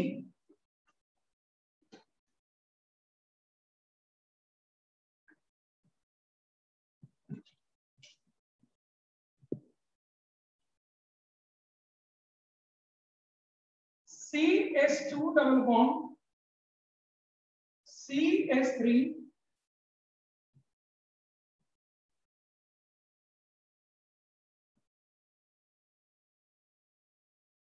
तो फॉर्मेट तो यहां भी यही लगेगा बेटा। अल्काइल क्या है? यहां नंबरिंग कर दीजिए 1 2। अब पहले मेन चेन में अनसैचुरेशन को देखा गया था, तो 3 यहां होगा, तो लिखेंगे हम लोग मिथाइल, ये लिख लिए। अब अल्केन, अल्केन में कितना कार्बन है? 3, तो उसको पहले सब्स्टिट्यूएंट कर लिख दीजिए, 2 मिथाइल प्रॉप 2 पर इन है,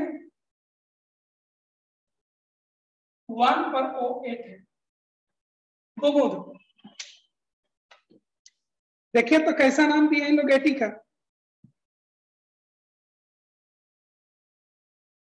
मिथाइल तो वो वाला हो गया 2 मिथाइल 2 प्रोपिनोएट।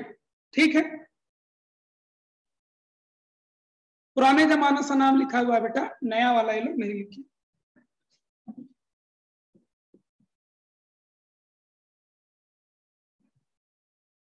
सोचिए आईपैक को अपना दिए हुए, नए ब्रैकेट में देने की कोई आवश्यकता नहीं फ्रेंड्स, ब्रैकेट देने की कोई आवश्यकता नहीं। 79 कोई पूछा है, अरे बेटा ये 2 मिथाइल जो लिखा हुआ है ये इसका ना सब्स्टिट्यूएंट है, तो इसके नाम के पहले ना आएगा वो। अगर इसका सब्स्टिट्यूएंट होता तो इसके नाम के पहले आता।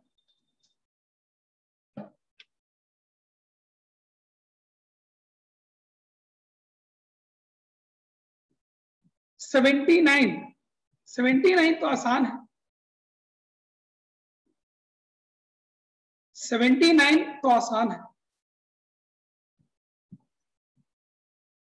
81, 82, 83, 81,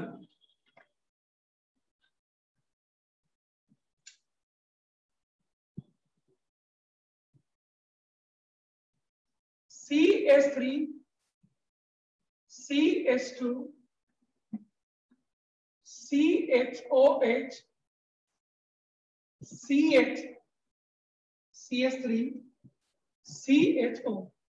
सीनियर फंक्शनल ग्रुप अल्डिहाइड है, 1 2 3 4 5। क्या लिखेंगे? 3 हाइड्रोक्सी, 2 मिथाइल,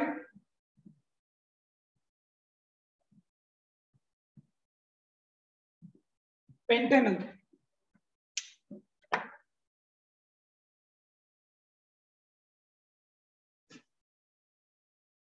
राइट साइड से कहां होगा बेटा?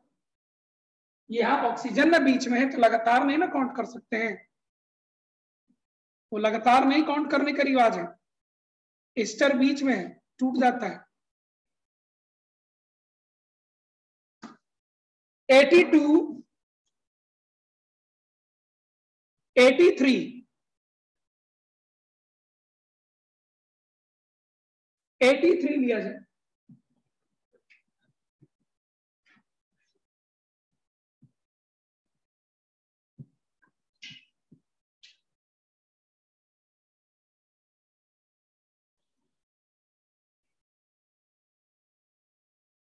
CCHO, CH2OH,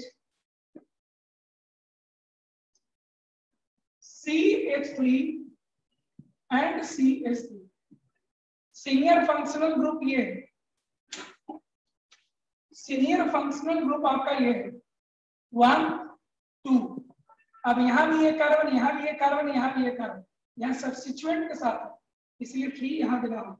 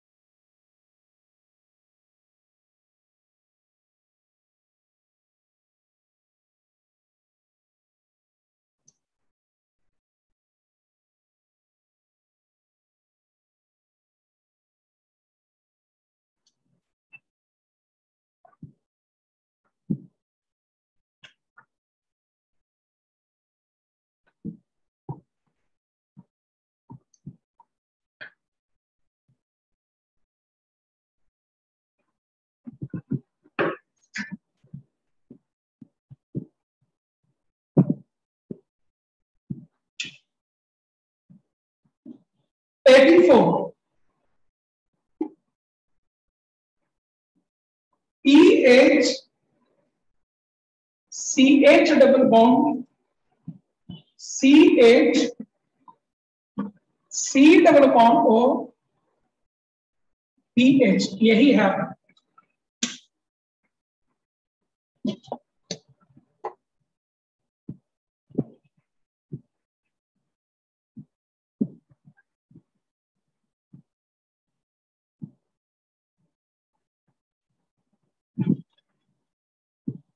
है, नाम क्या हो जाएगा?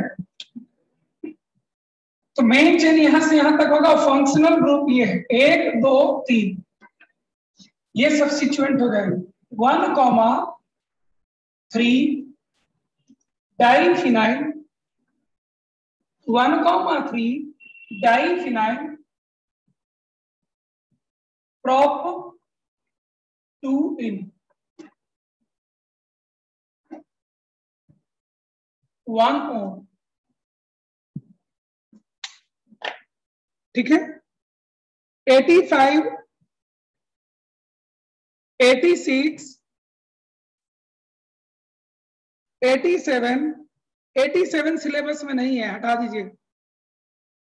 88 भी हटा दीजिएगा, 89 भी हटा दीजिएगा और 90 भी हटा दीजिएगा, चारों।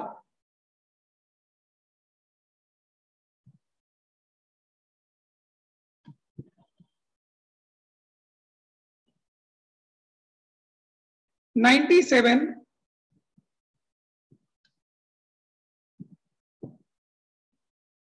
97 98 99 97 पूछा गया।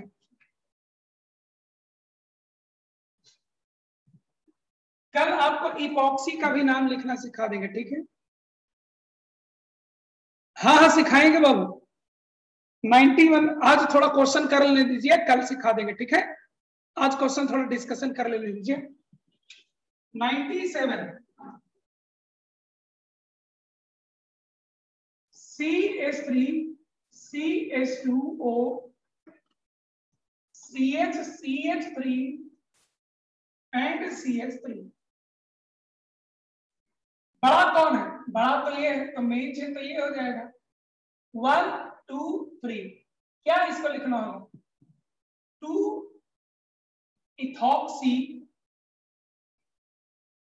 प्रोपेन। देखिए तो 97 में ये है, 97 का आंसर देखिए क्या दिया है लोग। ये पुराना नाम है बेटा, पहले ऐसे ही नाम लिखा जाता था, आज ऐसे नाम लिखा जाता है। ये लोग पुराना नियम से नया नियम में आए हैं, आंसर नहीं बदले, ठीक है?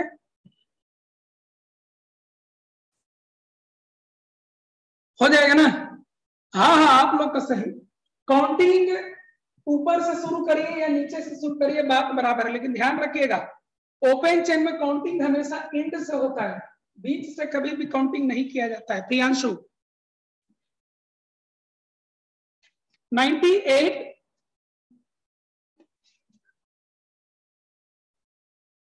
98 99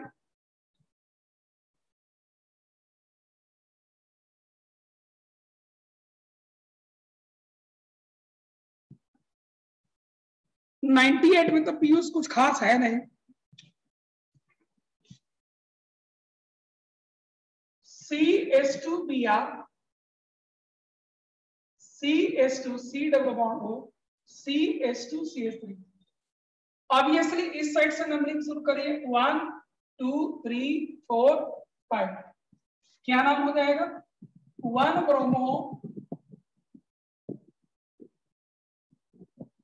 pentane 3 own. Piyush 99 100 101 102 99।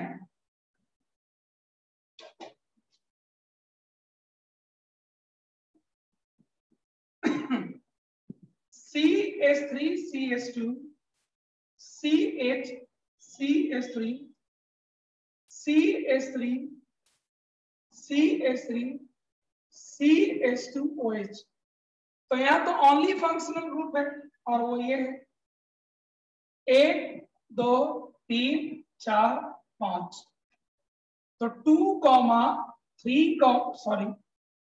2,2,3 trimethyl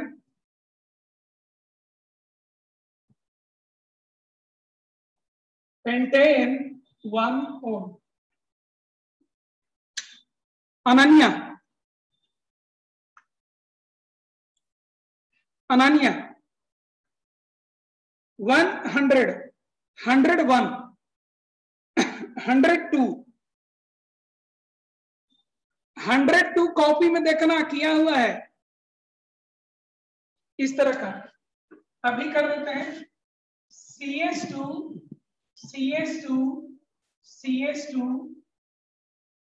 OH 1 2 3 main chain यही हो जाएगा। लिखिए प्रोपेन 1,2,3 ट्राइओन 103 4 5 6 7 8 9 10 109।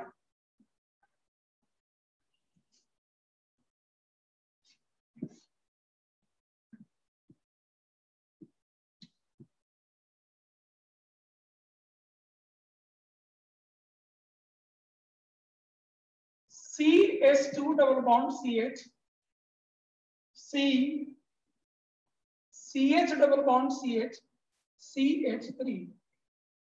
हम लोग पढ़े हैं कि हम वहां से नंबरिंग स्टार्ट करेंगे जहां से मल्टीपल बॉन्ड लोएस्ट लोकेशन पर आता। तो यहाँ पर 1 2 3 4 5 6 7 तो लिखेंगे हम लोग हेप्टा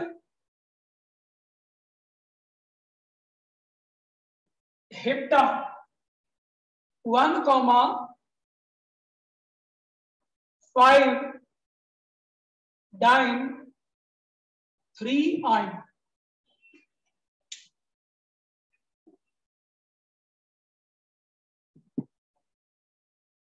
(105)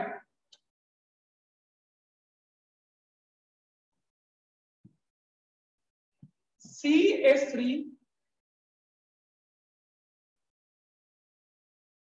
CH2 CH3 1 2 3 4 5 5 कार्बन है इसलिए पेंटेन 2,3 डायोन 106 7 8 9 10 11 12 13 14 15। अगला दिन आप लोग एक्सरसाइज 2 कंप्लीट करके रखेंगे। 150 क्वेश्चन 116 क्वेश्चन है।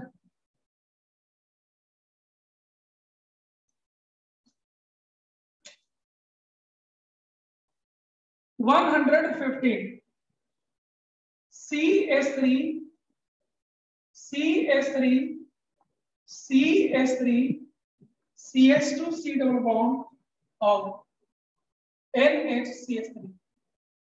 ये बेटा अमाइड है, पहचानिए। इसका फॉर्मेट होता है N अल्काइल अल्केनामाइड। समझे? 1 2 3 4 इसको पहले लिखिए। N से जुड़ा हुआ मिथाइल, अब इसका सब्स्टिट्यूट कर लिखिए। तो 3,3 डाइमिथाइल और क्या ब्यूटेनामाइड। ब्यूटेनामाइड क्या है? ब्यूटेनामाइड। हो गया? हो गया? चलिए असाइनमेंट करो बेटा। बैच में मैंने देखा है, आज से नहीं, मैं जमाने से देख रहा हूं। जो लोग क्वेश्चन बनाते हैं वही पास करते हैं परीक्षा, बनते तो किसी से नहीं रहता है।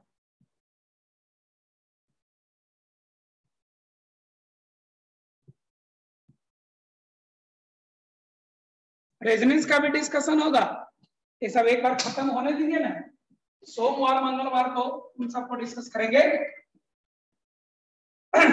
मैं जितना क्वेश्चन जो फोटो खींच करके पेन से लिखा हुआ दिया था, उतना क्वेश्चन हम लोग ऑलरेडी थ्योरी पढ़ चुके हैं, इसलिए खाली मत बैठे रहिएगा, बनाते जाइए तड़तड़ा। कॉपी में डिस्कशन होगा, उसमें देख लीजिए। एक बार और देखिए, इसका फॉर्मेट क्या होता है, एन अल्काइल अल्केनामाइड, एन अल्काइल में एन मिथाइल लिखाएगा, और मेन चेन क्या है, ब्यूटेनामाइड है। देखिए ब्यूटेनामाइड लिखे, लेकिन मेन चेन से क्या जुड़ा हुआ है, 3,3 पर 2 बार डाइमिथाइल लगा हुआ है, उसको मेन चेन के पहले ना लिखिएगा। कल इसका सेक्शन 2 उठाएंगे, कल इसका सेक्शन 2 उठाएंगे, कोई कंफ्यूजन? कल इसी का सेक्शन 2 उठाएंगे, कोई कंफ्यूजन?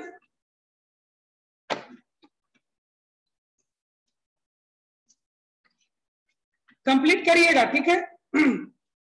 Thank you all.